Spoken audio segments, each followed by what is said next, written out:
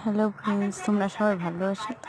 আমি গেছিলাম ঘুরতে সবাই ফ্যামিলি মিলে তিন পাহাড়ি মতি ঝর্ণায়। জায়গাটা দারুণ, 3 বছর পর গেছি। পুরো শুধু ভিউটা নিয়েছি, কী করেছি না করেছি পুরো ভিডিও নিইনি, শুধু জাস্ট ভিউটা নিয়েছি। পুরো চারিদিকে ভিউটা সবাই দেখো কেমন লাগছে, দেখে একটু বলো সবাই ভালো লাগলে।